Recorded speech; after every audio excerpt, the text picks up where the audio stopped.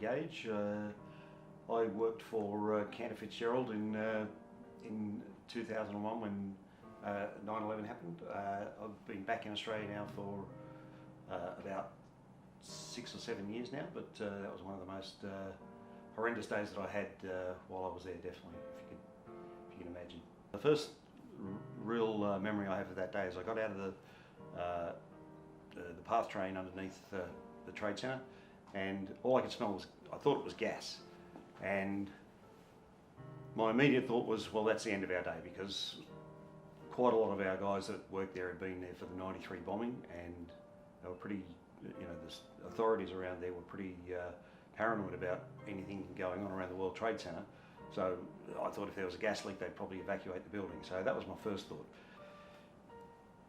As I'm walking out, I heard a scream behind me and everybody started running. It was the first and only time that I ever actually saw anybody run during the whole day. As I got outside, my first thought was, I better call my wife, Celia, and let her know that something's going on here. I didn't know what it was. And I thought I'll let her know, just so if she turns the TV on and sees there's something going on there, she knows I'm safe. So I called her, but she was away. She was dropping the kids off at school, and so I got the voicemail. So I just left her a voicemail. I said, I don't know what's going on here. It looks like there's some guy in the foyer of the trade centre, but I'm outside and I'm safe. You don't have to worry. Right? And so then I started to move further south. We'd been told that the building would withstand the impact of a jumbo jet. So I was thinking, well, if it's a light plane, no problem, the boys will get out. And at that point, this was only probably 10 or 12 minutes after the first plane had hit. So, I'm looking up thinking, oh yeah, they'll be all right.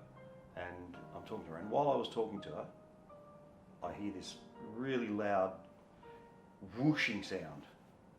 And then I looked up, I shrugged like that, and I looked up and just saw this massive big explosion of the second plane coming in to hit Tower 2. At that point, I just said to her, holy shit, they've just let off another one. Because I didn't actually see the plane. It flew in. I could hear it, but all I basically saw was the explosion. So I had a couple of buildings that were kind of blocking my view. The reason that I was there after the first plane hit was that my working hours were 9 a.m. till 6 p.m. And all the other guys that were up there, they started at 8 and finished at 5. So that's really the only reason that I'm alive today, otherwise I'd have been up there with them. I was walking past a coffee shop that had the news on, and I just saw the headline underneath saying, World Trade Centre collapses. And I went, because I'd been told that it would withstand the impact of a jumbo jet, I just thought they'd got it wrong, Yeah, it's been hit by a jumbo jet, but it'll still be standing. And it wasn't until I got about 4 or 5 blocks further north, I looked at another TV and I saw the footage of the trade centre coming down. At that point, I knew that none of my colleagues had gotten out alive. Well, for the first 3 days afterwards, I was in the crisis centre, and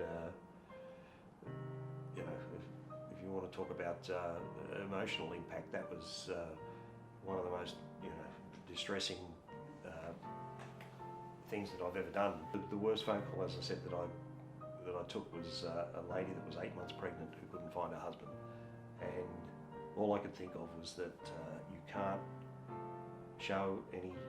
cry, you can't show any emotion. You've got to be strong for all of these people, because what you're going through is absolutely nothing compared to what they're going through.